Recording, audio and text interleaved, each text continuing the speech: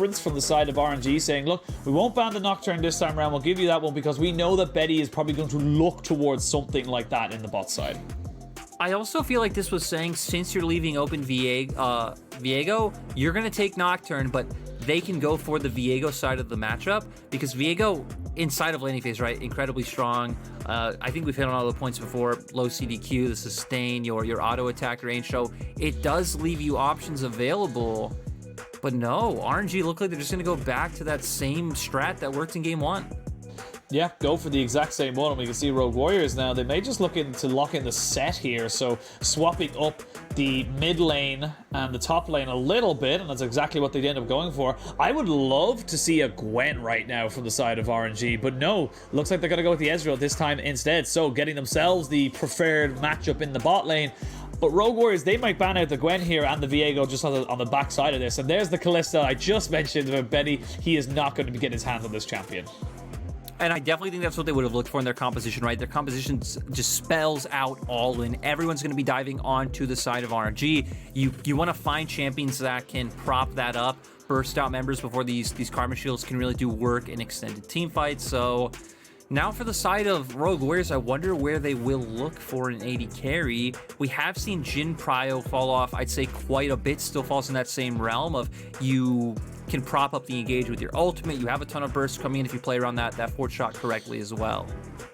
I love this ban from RNG. Thresh is such an enabler for so many hyper carry ADCs. You get things like, they could still go Kog'Maw Lulu, but you got things like the Jinx, the Aphelios. They need the safety of a Thresh. It's literally a 3-for-1 ban, right? Exactly. You actually ban out Jinx, Aphelios, and Kog'Maw by banning out that pick. Well, I guess Lulu's still open if Rogue Warriors did want to go for a Lulu Kog'Maw type composition, but I don't think it really goes thematically with their first 3 picks. So the Kaisa still being open goes all in with that dive composition that they're building. The Nautilus coming out as well. I think the interesting thing is the side of RNG going towards the Gragas. Some people might speculate, hey, maybe that's Ming going towards the pick. But we need to remember, I think the most prolific Gragas player on the side of RNG, the person who gets his hands on it every time they lock it in, is typically Xiaohu. Yep, and he goes full AP with, exactly as you say his name, they do lock in the Braum for Ming, so stopping a lot of this engage. And Braum has kind of teetered himself up into the upper echelons of the support pool because he does stop a lot of what these power picks want to do. Nocturne, Sett, Rumble, Kaisa, Nautilus. It's an all-in brawl trying to jump out on top of you. One well-placed Glacial Fissure, and that entire engage is botched. Braum has been sleeper strong, in my opinion, for quite a while. I think he was a pick we could have seen come out in Spring Split as well, because he does so well against so many of the types of champions that are in the meta. I think even more so now that we have a lot of like low range and melee mid laners coming in, to where Braum just does so well against them. And I really like how both teams this time around really just concentrated their focus on what the identity of their comp is, right? Because for RNG, it is all kite back. You bring in the Gragas for the disengage, you bring in the Braum for the disengage as well. You have the Ezreal instead of the Varus, so gonna have that safety coming out from your E. On the opposite side, Rogue Warriors are saying, hey, we are gonna force those team fights. We are going all in with the engage. So much ways they can make this fight work, but if it doesn't work out, if your first kind of engage is gone, when you blow all your cooldowns, this is the kind of the thing we note when we see Rumble and Sett paired together, and specifically with the Nocturne. You don't really have a re-engage. It's all gone. It's done. You've thrown it all into one thing, and if it didn't work, well, you just got to live with the consequences. For RNG, they have a lot of ways of kiting this one back. The Karma gives you so much safety. The Ezreal, even if you do jump onto him, he is so slippery. And of course, we've just talked about at length with the Braum. And of course, the Gragas with the, we didn't actually mention it, the explosive cast. He can separate people out. So if the Nocturne goes in thinking he's got dive buddies, he might be completely isolated and alone. So for RNG, I think they're going to be very, very happy with the way things have kind of panned out in the picks and bans. And for Rogue Warriors, if they can get a little bit of an advantage, they may be able to snowball it. Also, interestingly, that Forge going towards the Ghost rather than the Teleport.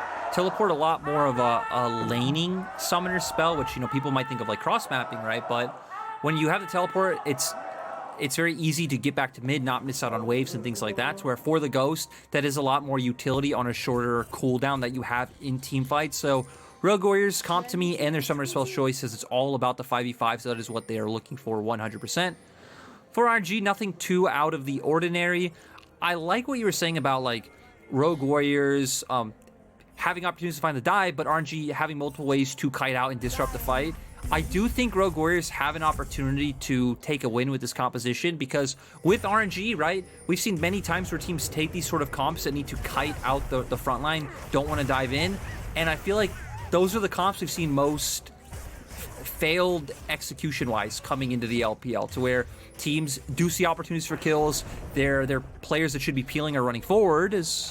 I don't think RNG are going to find anything. Rogue Warriors are having their respect. But point is, I feel like there's a bit more nuance in execution for RNG than there is for the side of Rogue Warriors. Again, sometimes the easier executed comp is the better comp, regardless of meta. You know, if you can just get your engage off all the time, then why wouldn't you be in the ascendancy as such? But we'll see how it all pans out. I did like the little ward we saw there from Rogue Warriors, just making sure that they weren't getting caught out, because something that we kind of talk about, or we don't really talk about, is that Braum has such a good level 1. He is so strong with his concussive blows passive, that if you're able to get someone caught out, like in that Tribe Rush there, you can just stack up those concussive blows, get the damage down, get the CC down as well, and at level 1 you can just do so much with this champion. I mean, just think about any meta where we have Braum, Olaf together. Level 1, the most oppressive combo, you know, ever. It is just absolutely ridiculous, but yeah, we're seeing RNG doing a good job with the concussive blows, can practice with the mystic shots as well, so doing a nice job of getting Cryin bot lane. From the fact that they didn't leash, we saw that Betty and Chocho did, so that allowed for Gala and Ming to get on the wave first and take control of the wave. We know when it comes to topside, Nocturne pushes almost every matchup in the book that isn't, you know, more obscure, maybe something like a Quinn coming out, having the range advantage of just being able to bull you out with these autos. So Xiaohu going to be playing more for the team. We do expect him to go with the Everfrost. It has been his build of choice on the Gragas, but RNG might be looking to set up another dive bot. They do have both TPs. Oh my god, it is rinse repeat here in the bot side, but instead of 5, they're only going to put in 4. Ming tanks up as much as he possibly can. So does Gala, so does Cryin. They haven't quite taken down Betty just yet. There it is, double kill for Wei. As clean as you like for RNG. Yep, and nice to see them. They all pretty much tanked up 2 turret shots, pivoted out, pivoted back in to pick up those kills. Still, with the low health bars, it's going to mean that IceCoke is able to get double scuttle. But when you get 2 kills, I don't really think RNG are complaining. I don't think they care, is the honest answer to that. You get 2 scuttlers, but let's see the replay in this one, and it's just full commitment. And I do love seeing this from RNG, because we talked about how in the early mid game they are a little bit indecisive, but this was clean calls here from from pretty much everybody. Yeah, only one kind of thing going a little bit wrong, where Gala accidentally taking up a turret shot once Ming did drop aggro. No one else was able to pick up that one, but still didn't matter in the end. Sure, Wei has to blow his flash, but you highlighted in game 1. He's taking Hex Flash on this Xin Zhao to find more creative opportunities where he can find ganks and get involved in fights. Hover over a wall, use Hex Flash. Unexpected, no one thought you were going to be there. You're now able to pick up a kill for your team. That is 2 nice little kills there for Wei onto this Xin Zhao, who has got himself the Iron Spike whip, and should be building up very nicely. And I actually wanted to talk about, you know, the early TPs we're seeing coming out from Cryin right now, and why I think they're so good. I don't believe your job as a, and you can correct me if I'm wrong, but your job as a Karma mid is not to win game and take over the game. Your job is to facilitate the rest of your laners, the rest of your carries, and to get them in. So yes, you lose a little bit of CS, you're 10 CS down, doesn't matter. You literally set up your team to get 2 kills onto your Xin Zhao, or maybe even 2 kills onto your Ezreal. But speaking of which, Cryin might have to flash himself out. He is going to go not over the wall, actually. He's just going to try and fight Forge here. It's now as a 2v2 as Forge goes over, does get the facebreaker and the haymaker, but a speed up and the shield. Cryin should be able to keep himself alive. Does get the knockback, but Nocturne is hovering. Not quite got the paranoia just yet, as Forge knows he is just pushing himself down towards this bot side. Cryin going to try go for the execute. Don't think he's going to be able to get it in time. He needs about 5 or 6 more seconds. Not quite able to do it. And that is going to be a... Oh, it is! Oh! Actually, never mind! He got the execution. Cryin, very nicely done. And I mean, the thing is, the fact that Forge followed him the whole time, right? He's missing out on CS and EXP. Doesn't get anything for that as well. So, ultimately, the fact that he was able to pull him around as we get engaged in bots... But baited. Should baited, Pang. We get nothing. You almost, get absolutely nothing. we need to remember it is a Braum versus Nautilus, but IceCoke being a level up, I think we might get something here. There's a level up with the equalizer available to him. We actually have Ming roaming down. This is a very weird position here for IceCoke. I feel like you weren't quite in a position to challenge that. We'll end up pushing in, but now with Cryin back into this wave, you can see Forge just trying to hover around as well. They do have a showstopper, but no flash, no ghost. There's the equalizer down all over some wolves and a Gromp, as we can see the TP coming in. This is going to be Xiaohu coming in with the explosive cast. Has not got the belly bop just yet, still waiting for it. You can see the flash from IceCoke. The paranoia goes down. There's a good explosive cast to separate everybody, and the paranoia is just to disengage, but the disengage can't come out. Chocho accepts his fate and ends up falling down. RNG 4-0 up in this early game. Going to be able to pick themselves up a dragon as well, and this is fantastic for RNG. And plays like that are just so weird to me, where Rogue Warriors aren't all committed to the play, right? And the thing that signals that for me is when the enemy top laner TP's down before your top laner, when you're the team making the aggressive action, right? You are the ones aggressing into RNG's jungle. I feel like you should be coordinating, looking for 8917 to look for that TP before Xiaohu was able to, but at first, Rogue Warriors seemed like they didn't want to commit because, right, both Forge and Cryin are coming from base. Cryin, of course, a lot closer towards this blue buff than Forge is. We see the equalizer come down, but Wayne and Cryin both not really taking any damage. And then you even look at the TP locations to where 8917 not really having the best TP place. I guess for the fact that he's paranoia, it would have been fine if he would have been able to get here sooner, and Rogue Warriors would have been able to actually be more of the aggressors. But you're split up. RNG are just stacked as 5-man. Your equalizer's already down, and then by the time your Nocturne gets there, right, if he paranoias in, he's just gonna die himself. Yeah, they didn't actually take the dragon in the end for the side of RNG. They didn't feel comfortable with that particular play, but I will say that I think the big thing you can tell when a Nocturne teleport is kind of not planned, if you will, is when he doesn't pop the paranoia first. Normally, ooh, as I say that, Forge, Jesus, taking a lot of hurt here. Now Chocho has to keep him safe. We can see the True Shot barrage going over whiffs across everybody, but Xiaohu died, but they traded for Rumble. They end up stealing away the Rift Herald, and now RNG are on Operation Take Away the Rift again, as Ming goes in, gonna get Showstopper down on the backside of this Gala, trying to do enough damage on the back end. Killer Instinct, though, from Betty puts him right in the face of the Braum, and no one's going to be able to take down this Rift Herald. This incredibly, I don't even know what you want to call it. It just seems like a dumpster fire for RNG. Just stay away from it. You don't need to go near it. Yeah, Rift Herald definitely not a friend of Royal Never Give Up, and it's just so strange to see the same things happen consistently for the side of RNG. You can pretty much just take off the nameplates of what teams they're facing and the same mistakes come out. Rogue Warriors this time are the ones who look for this. We see the fact that, hey, they feel like they're moving first. They feel like they have a good angle with the fact that Way's coming over the wall. But the Rogue Warriors bot lane actually was able to make it up first, especially with the angle that Betty came from. He's able to assist on the top side of the skirmish and not just have to fight his way through mid and river to get there. And then Rogue Warriors just capitalizing on a bit of hubris on the side of RNG. Now, losing 3 members there, not exactly ideal for the side of RNG, but they do end up denying the Rift Herald take, and they can start themselves up onto this dragon as well. So all in all, not the worst thing in the world, but I feel like for RNG, they need to take the same approach to Rift Heralds as we saw with EDG in spring 2021, where they just didn't care. They just left them. They didn't go near them, because right now I just feel it feels like it's just a death trap. It's just a bait and switch for them every single time. And like you said, exclusively almost at these Rift Herald fights, they just seem to be either overconfident or completely misreading the situation. It just doesn't seem to be working for them. A big thing about RNG's Rift Heralds, if you notice as well, is they typically try to just commit 4-man to the play to where a lot of the teams they're facing, if they are contesting them, commit their whole bot lane. And then RNG will still try to fight out instead of doing the thing where it's like, hey, we're going to back off, we're going to get plates and gold onto our AD carry. Oh, speaking of going on to the AD carries, we do see Gala getting out, going to use the heal to keep Ming alive. Equalizer and the Ignite committed to that. No killer instinct just yet, just coming off of cooldown now, so weren't able to get the full kind of Betty experience, but nice zone off there by IceCoke, making sure his bot lane can get to the point at which it needs to be. That's going to be a nice little bit of gold here for Betty to be able to kind of get this one going. But the cross map happening up in top side.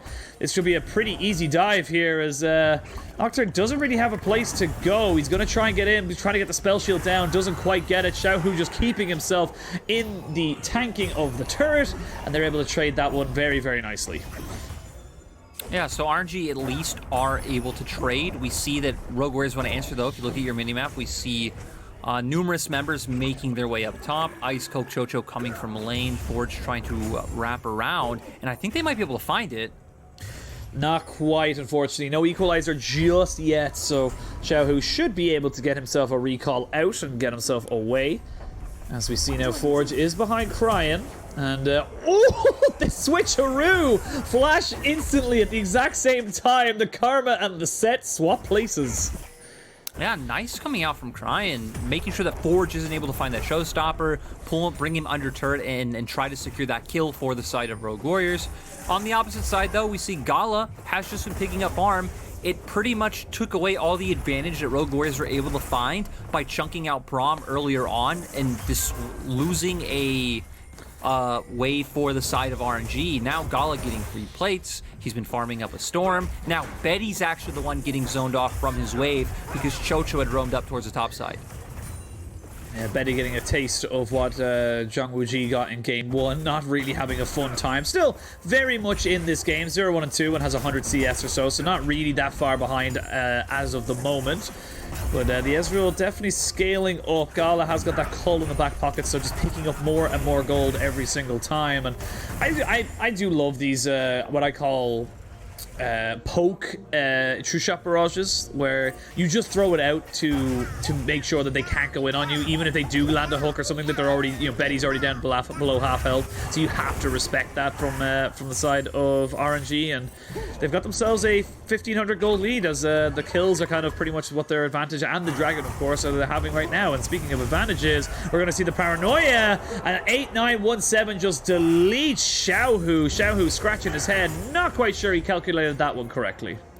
Yeah, Xiaohu clearly thinking that he just has the damage to one shot burst out. 8-9-1-7, but we're not done. Cryin might be getting picked off. He might be getting picked off as he gets with the haymaker, but oh, the Braum there to the rescue, and QiuQiu tries to flash away, but the concussive blows are enough, and Cryin gets himself a return kill. Nicely done there by RNG. Wei and Ming being the heroes, already making their way over. Wei making his way down from his topside jungle. Ming was already hovering in river, knowing that Gala doesn't need any safety in the bottom lane. It's going to open up some vision for the side of RNG. And when Dragon's coming up in a minute, that will be nice. But we also need to keep our eye on the top side Rift Herald, as we maybe need to keep our eye on Forge as well. Oh, well, keep your eye on him. He's dead. He's already gone, Lyric. And this is what we highlighted for RNG in spring. This is what made them so good. This duo of Ming and Wei roaming around, getting advantages for their team, and Gala just being told, survive. Stay alive. Don't worry about it. Just do not feed any kills over to the enemy ADC, and we'll be fine. And this is exactly what I wanted to see, something we haven't really seen for them so far this summer, and it's great to see them finally finding that rhythm again. I mean, RNG have made Wei absolutely cracked. 5-1-1 on the Xin Zhao. Probably has a ton of gold in his pocket. Can make his way towards his second item. But with Cryin having a window from mid, they want to try and find a dive onto 8-9-1-7. He doesn't have Paranoia or Flash available. Oh, he really wants these waves, though, and he walks just a little bit too far forward. Has got the stride breaker to keep himself alive. Wei, no Flash. Did use the Hex Flash to get over the wall, so I do like that little play. And we can see now with QiuQiu just clearing the wave, they know that the Xin Zhao is topside. They can take away this dragon, stop the stacking nicely and early. And for Rogue Warriors, they're kind of slowly falling further and further behind. It feels like RNG are getting their gears going, finding those small little bits that are, you know, working against them in their first few losses, the small little moments of overconfidence, shall we say, and getting themselves back up to the RNG that we saw and we loved at the end of spring. You know, Penguin, here you are, telling a story, talking about big picture RNG, but my focus is on the fact that both AD carries finished farming their cull in that last interaction in bot lane. 350 Gs, baby! 350 Gs! It is really satisfying when it happens. It's like, just like, yes, it is. I did it. I did it. It's great. I don't know why I didn't think I'd get 100 CS as an AD carry, but I'm going to stop myself there. Speaking of AD carries, that might be in a little bit of trouble. Betty gets hit with the concussive blows, and they have to use the paranoia defensively. They are going to go in straight away now. Off on top of that, the equalizer does get dropped down, and there's going to be Braum who gets dropped at the start of this play, but the Xin Zhao is huge. Oh. The two-shot barrage misses everybody. They're not quite able to get anything away. Trying his very, very best. Xiaohu as well goes golden. They do trade out 8-9-1-7. Look at these low health bars. They're trying so desperately. Oh, Cho does the exact same Zhonya's, but this time he falls. And that's going to be a nice trade back for RNG. A lot was committed there from the side of Rogue Warriors, but it all started from Betty almost getting caught out, and at the end of the day, kind of getting away with it.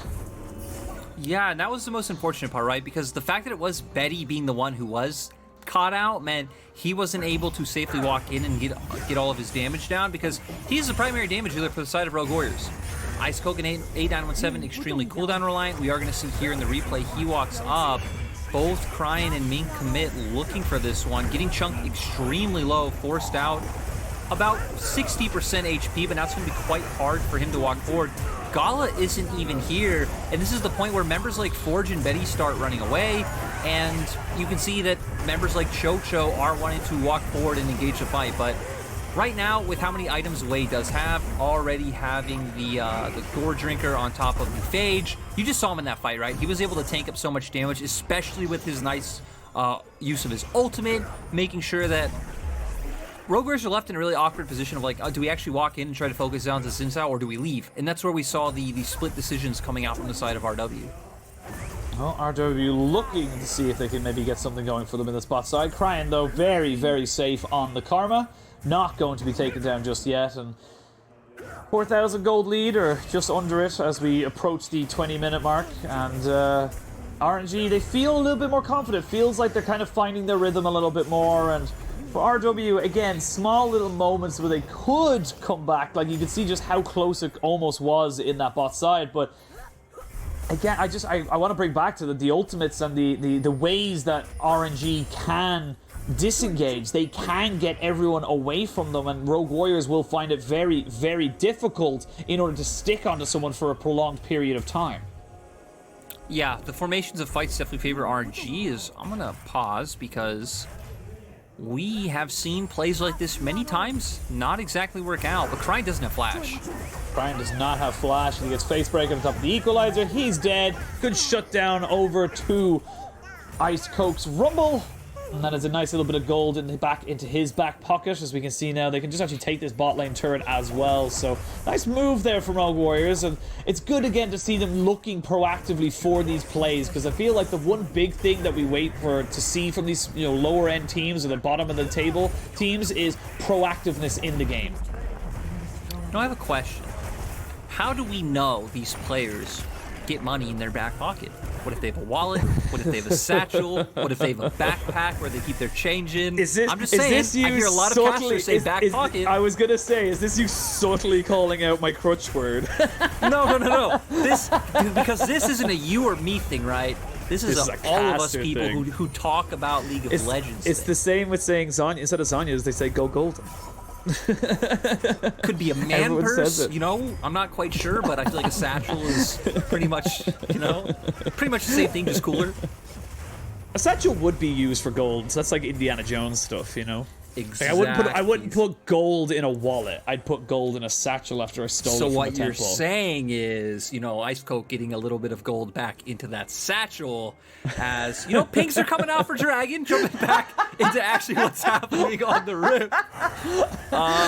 Does look like Rogue Warriors have tempo good for that one. No one will notice it. No one will notice it. It was a beautiful segue as we come back into the game. Like you mentioned, 5 seconds until that Dragon does spawn. It is Rogue Warriors who are the first ones on the scene. You have TP available. Pretty much all summoners except for Gala's flash and Betty's flash are available to pretty much all the sides. IceCoke as well, just waiting for that cooldown to come up. But do RNG really want to go for this one? They have got 2 items onto the Ezreal. You can see Forge hovering in the fog of war. They land a hook.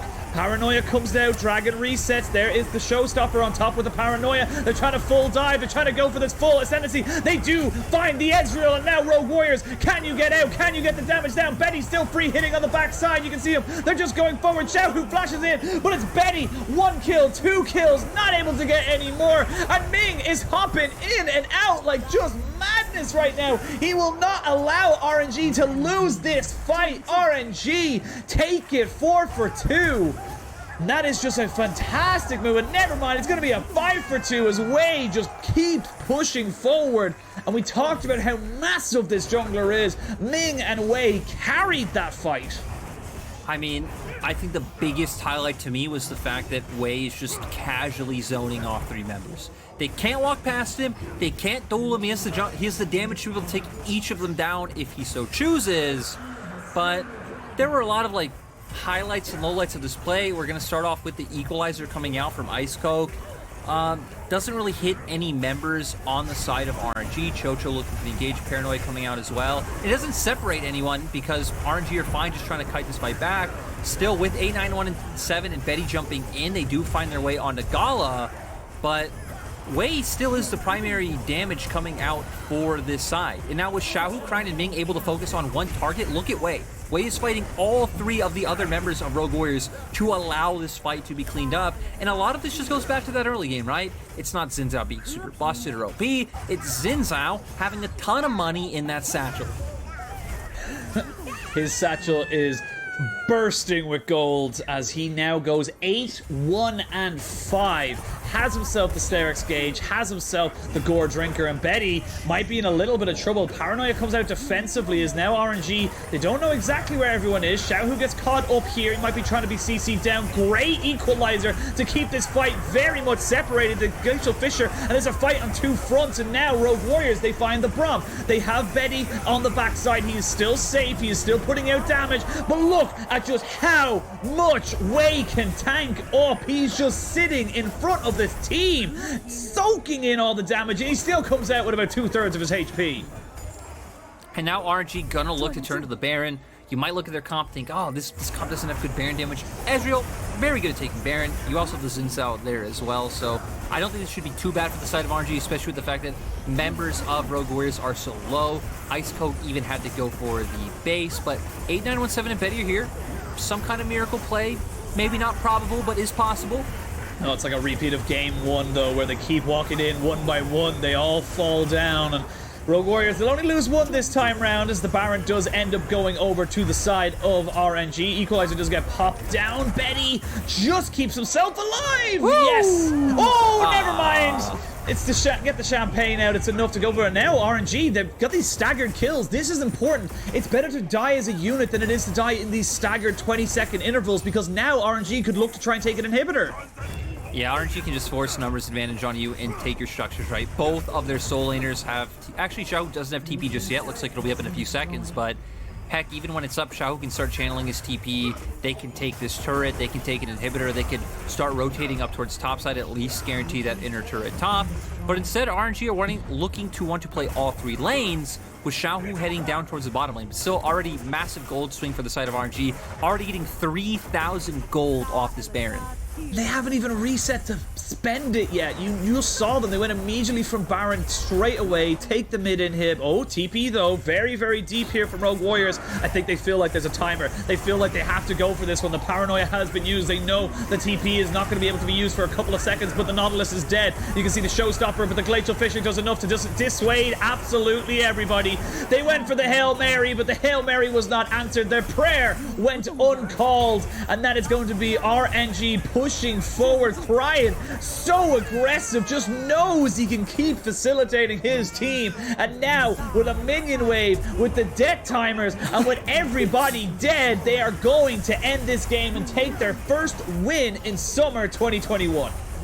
Yeah, great to see RNG find a rebound win in this series. I think game 2 especially looking a lot cleaner for RNG. And it might be a win, but they still want to get a few more of those kills, as Xiaohu just ends up executing himself, which, you know, you just won 2 championships. Do as you please, Mr. Xiaohu, but Yeah, RNG finding a win that is very well needed. You can see they don't look all too overjoyed with how they won.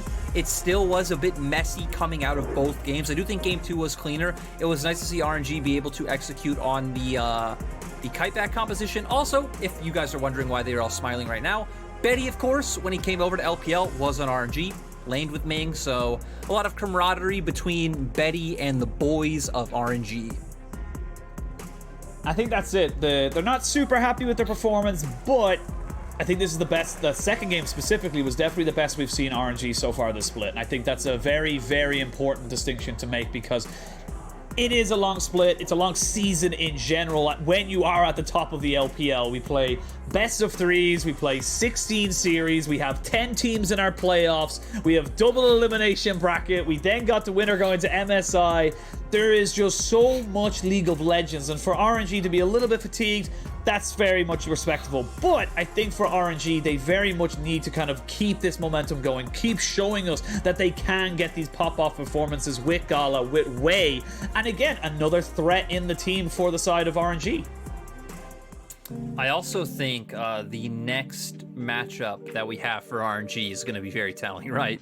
RNG goes from Rogue Warriors to FPX, so it's going to be a bit of a jump for the side of RNG, so hopefully they can take, key learning strips today, review these games, especially look at their Rift Herald setups, which we were talking about earlier, because that seems like the biggest point of contention in their early game, and then, maybe have a lot smoother of an early game to where we see in the mid game, RNG still understand how to play the map, they still know how to pull you apart, find vision, get these picks, like the brain is still there, you don't just instantly become bad at League of Legends, right? So for RNG, it's going to be interesting to see how they use these next few days, but overall, good performance from them. Rogue Warriors, sadly, they're still going to be searching for that win. I think we're going to be waiting for them to see, when they play up against teams like TT and V5, and then maybe that can be a bit of momentum that propels their games from being competitive losses to maybe taking a game in a series and maybe picking up a series against a lower tier team and so on and so forth.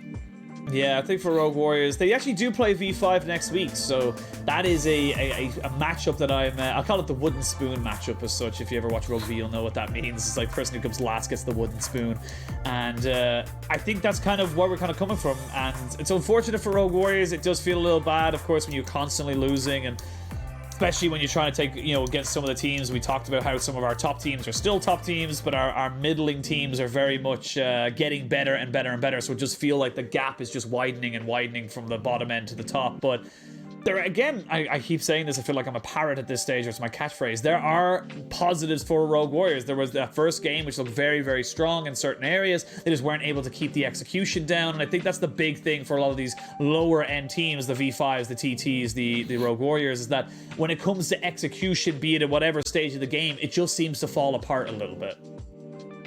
Yeah, I definitely think so, but, I think IceCoke has shown some promise throughout the series, but someone who showed way more promise in this game was Wei. I mean, he just got way too accelerated way too early on, right? The fact that he got to a point in mid-game teamfights where he can just single-handedly win teamfights, it doesn't matter if your AD carry dies, doesn't matter if Xiaohu goes down. If he is there, no one shall pass, and he can just take you all down by himself with a helping hand of Ming. I definitely think Ming and Wei were the core two who set up RNG for this win.